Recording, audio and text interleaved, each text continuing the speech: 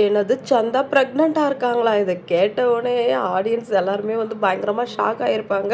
ஆனா கண்டிப்பா அது உண்மையா இருக்காது அப்படி சொல்லிட்டு எல்லாருக்குமே தெரியும்.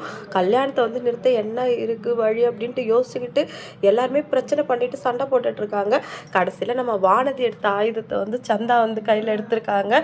இந்த மாதிரி நான் பிரெக்னென்ட்டா இருக்கேன் அப்படின்னு ஹிந்தில சொன்ன உடனே எல்லாருமே ஷாக் ஆயிடுறாங்க. திருப்பி சேரன் மேல எல்லாருக்கும் கோவம் வந்துடுது. ஸ்ட்ரெயிட்டா போய் சேரன் கிட்ட வந்து எல்லாம் சண்டை போடுறாங்க. நீ எப்புட்றா இப்படிலாம் பண்ணலாம், போலாம் அப்படின்னு சொல்லிட்டு, அவருக்கு ஒண்ணுமே புரியல. ஆனா ஹிந்தி கொஞ்சம் புரிஞ்சதால நிலாவுக்கு வந்து ஷாக் ஆயிட்டு, அதுக்கப்புறம் வந்து சந்தாவ பார்க்குறாரு. சந்தா வந்து ஆமான்னு சொல்லுங்கன்னு தலையாட்டுறாங்க. அதுக்கப்புறம் ஆமா சந்தா சொன்னதெல்லாம் உண்மைதான் அப்படின்னு சொல்லிடுறாரு. ஆனா அவங்க என்ன சொன்னாங்க அப்படின்னு சொல்லிட்டு சேரனுக்கு ஒண்ணுமே புரியல. இப்போ வந்து நிலா வந்து பயங்கர ஷாக்ல இருக்காங்க. என்ன நிலா ஆளாளுக்கு வந்து அண்ணன அடிக்க போறாங்க. என்னன்னே புரியலையே அப்படின்னு சொல்லவும், சந்தா வந்து பிரெக்னன்ட்டா இருக்காங்களாம். அதுக்கு வந்து நம்ம அண்ணன் தான் காரணமா அப்படின்னு சொன்ன உடனே சேரனை பார்த்துக்கிட்டே அப்படியே தலை சுத்தி விழ போயிட்டாரு சோழனு. ஐயோ என்ன சொல்ற உண்மையாவா நம்ம அண்ணனா அப்படின்னு சொல்லிட்டு ஷாக்ல பார்த்துட்டு இருக்கும்போதே பாண்டியன் வந்து பலவன் காது போய் குத்துறாரு. என்னண்ண அப்படின்னு கேட்கவும், டே இதெல்லாம் நீ காதுல கேட்கக்கூடாதுடா அப்படின்னு சொல்றாங்க.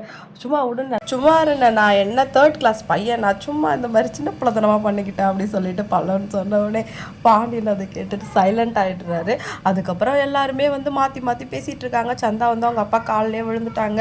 என்னால் வந்து சேரனை விட்டுட்டு வேறு யாரையும் கல்யாணம் பண்ணிக்க முடியாது, அப்படி பண்ணிக்கவும் கூடாது அப்படின்னு சொல்லிட்டு அவங்க அப்பா காலில் விழுந்து மன்னிப்பு கேட்குறாங்க. அதுக்கப்புறம் அவங்க மாமா கிட்டேயும் போயிட்டு, மாமா நான் வந்து அவரால் கன்சீவ் ஆகிட்டேன், இந்த மாதிரி நிலமையில இருக்கும்போது நான் எப்படி உங்களை கல்யாணம் பண்ணிக்க முடியும், அதெல்லாம் தப்பு இல்லையா, அது உங்களுக்கு செய்கிற துரோகம் இல்லையா, அதனால உங்களை என்னால் கல்யாணம் பண்ணிக்க முடியாது மாமா அப்படின்னு சொல்லிட்டு அழுதுகிட்டே பேசுகிறாங்க.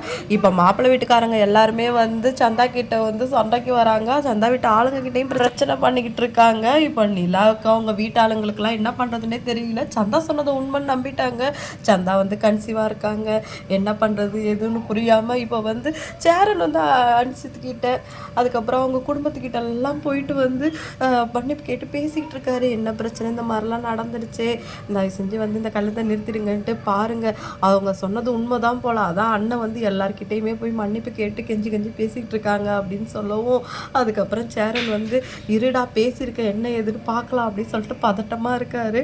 அப்படியே சோழன் வந்து சேரனை பார்க்க முடியாமல் பார்த்துட்டு இருக்காரு. என்னடா அது நம்ம அண்ணனா இப்படி ஒரு வேலையை பண்ணது அப்படின்னு சொல்லிட்டு நிலா கிட்ட அப்படியும் நம்பாமல் சொல்கிறாரு. அப்படிலாம் இருக்காது நிலா அப்படின்னு சொல்லிட்டு, அப்போ என்ன சந்தா பொய்யா சொல்ல போகிறாங்க அப்படின்னு சொல்லிட்டு நிலா வர அடித்து பேசுகிறாங்க. அதுக்கப்புறம் இருடா பேசியிருக்க எப்படியாவது சந்தாவை அனுப்பிச்சா நம்ம கூட்டிகிட்டு போயிடலாம் அப்படின்னு சொல்லிட்டு சேரன் கான்ஃபிடென்ட்டாக பேசிகிட்டு இருக்காரு. அதுக்கப்புறம் அனுஷித் வந்து சொல்கிறாரு, எங்கள் வீட்டு ஆளுங்க வந்து உங்களை நாளைக்கு வீட்டில் பேச சொன்னாங்க சொல்லிட்டு இன்றைக்கி எபிசோட் இதோட முடிஞ்சிருச்சு, அடுத்து என்னெல்லாம் நடக்க போகுது அப்படின்னு சொல்லிட்டு வெயிட் பண்ணி பார்க்கலாம். ஒரு வழியாக வந்து சந்தாவோட கல்யாணம் நின்றுடுச்சு. இப்போ சேரனுக்கும் சந்தாவுக்கும் கல்யாணம் நடக்க போதா அப்படின்னு சொல்லிட்டு வெயிட் பண்ணி பார்க்கலாம்.